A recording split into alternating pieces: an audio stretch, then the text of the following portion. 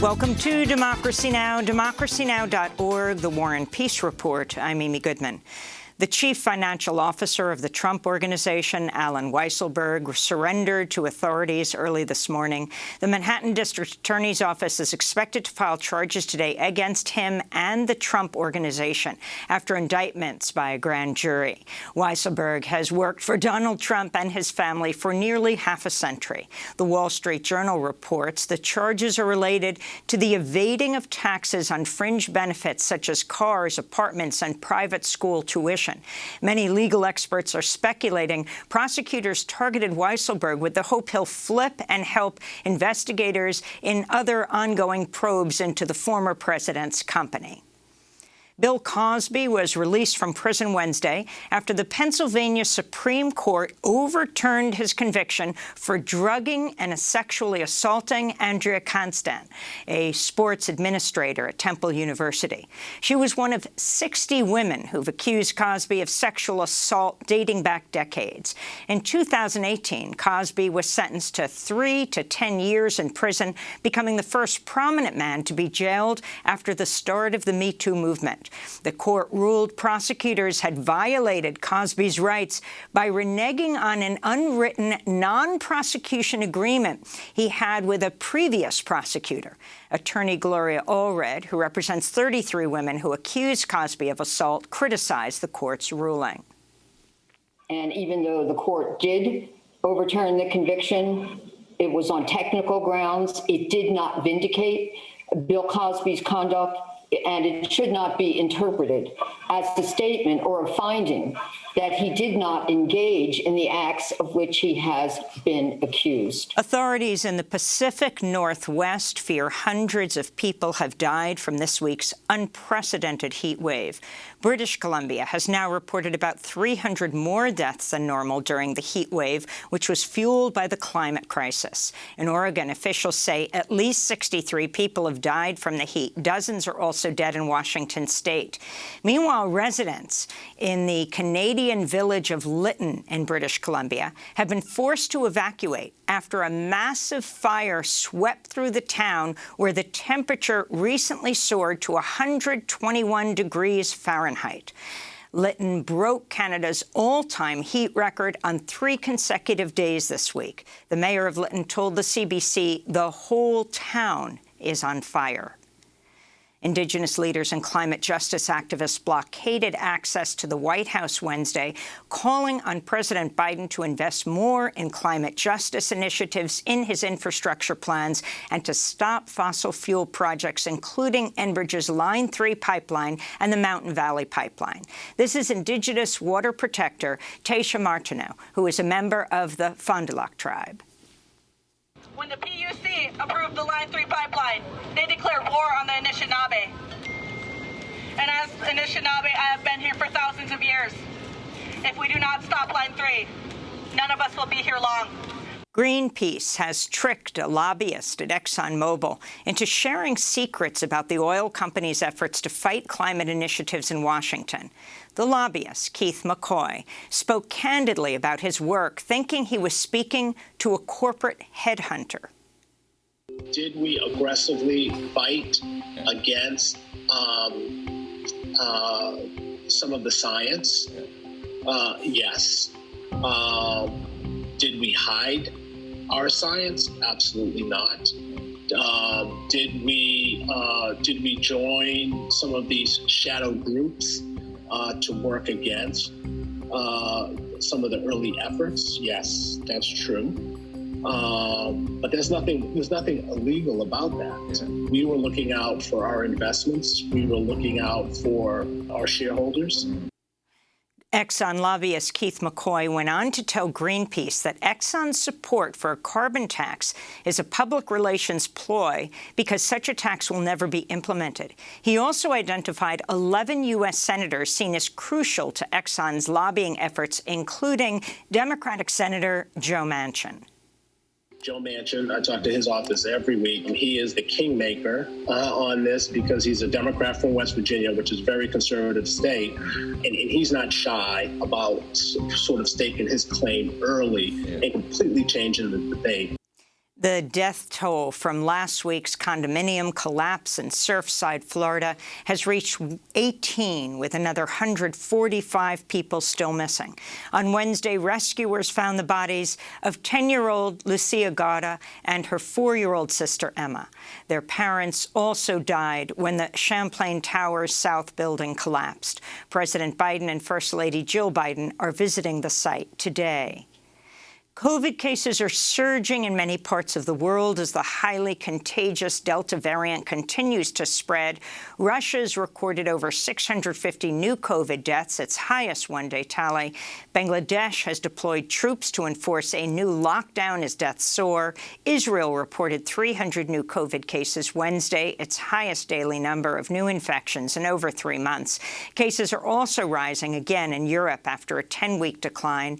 Meanwhile, in Brazil, protesters rallied in Brasilia, calling for the impeachment of Jair Bolsonaro over his mishandling of the pandemic. Brazilian lawmaker Perpetua Almeida took part in the protest. 500,000 deaths, the solidarity. The mourning has made several political forces come together for a common goal, to stop the Bolsonaro government from killing. Lives could have been saved. Lives could have been spared. The parliamentary investigation exactly shown that if the vaccine had been bought, more than 200,000 Brazilians could have been saved. Former Defense Secretary Donald Rumsfeld has died at the age of 88. Serving under George W. Bush, Rumsfeld oversaw the illegal U.S. invasion and occupation of Iraq. He also authorized the systematic torture of men held in Afghanistan, Iraq, and Guantanamo. Human rights attorneys repeatedly tried to hold him accountable by filing war crimes charges against him overseas. This is the late Michael Ratner of the Center for Constitutional Rights, speaking in 2006 at the height of the Iraq War.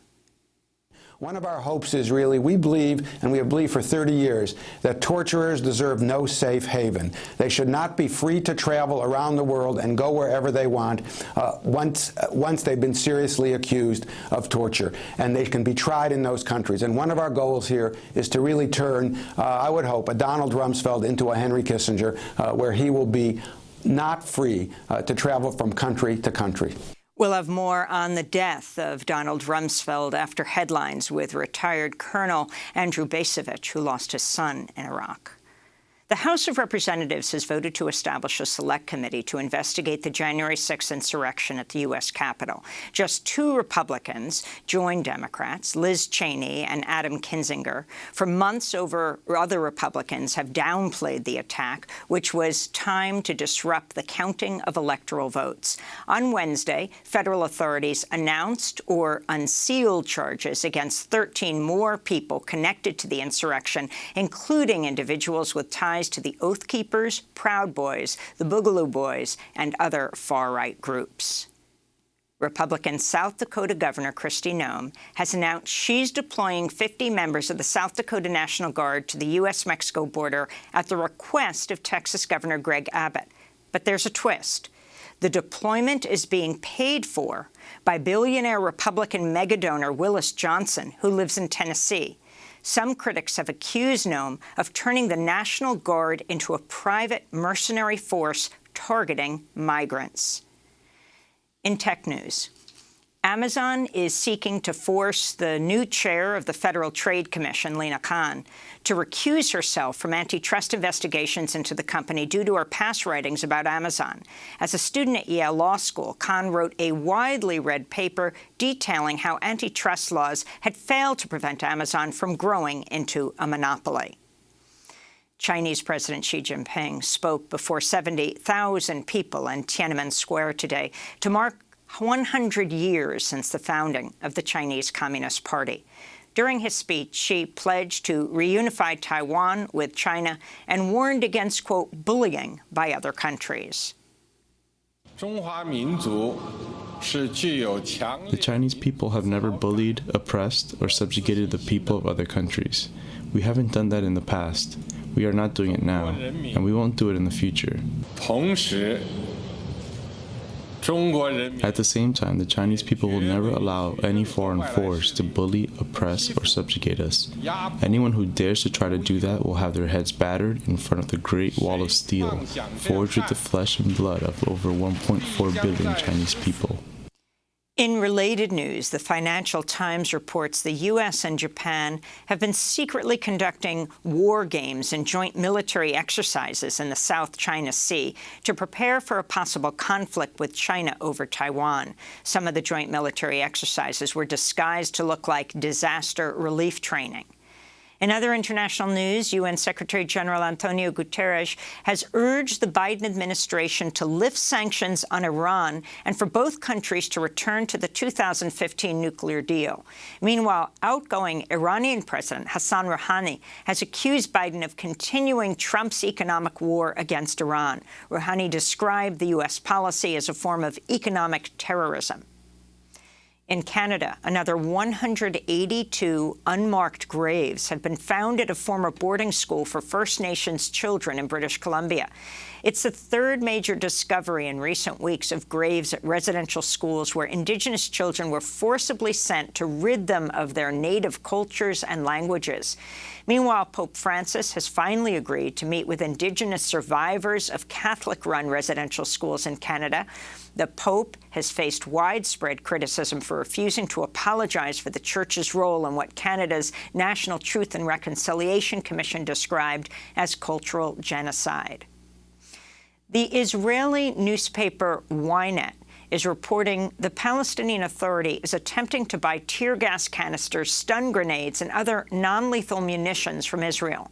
The unusual request came as the Palestinian Authority is cracking down on protests and dissent in the occupied West Bank following the death of human rights activist Nizar Banat in Palestinian Authority custody. On the last day of Pride Month, the U.S. State Department announced it's working towards allowing gender nonconforming applicants to use the gender-neutral X marker on their passports. The State Department's also dropping a rule requiring trans applicants provide medical certification in order to change the gender marker on their passports. The New York City Board of Elections has released new preliminary results from the city's Democratic mayoral primary, one day after accidentally releasing a tally that included 135,000 test ballots. The new numbers show frontrunner Brooklyn Borough President Eric Adams leading former Sanitation Commissioner Catherine Garcia by about 2 percentage points. Civil rights lawyer Maya Wiley placed third, just 347 votes behind Garcia. The city still has to count 124,000 absentee votes in the election, the city's first using ranked choice voting. And the Board of Trustees at the University of North Carolina at Chapel Hill has voted to grant tenure to incoming journalism professor Nicole Hannah-Jones, ending a bitter weeks-long dispute. The Pulitzer Prize-winning journalist is best known for her work at the New York Times, where she produced the 1619 Project, an interactive project that re-examines the legacy of slavery. The university initially denied her tenure after a prominent donor raised issues about her work on the 1619 Project. And those are some of the headlines. This is Democracy Now!, democracynow.org, The War and Peace Report. I'm Amy Goodman.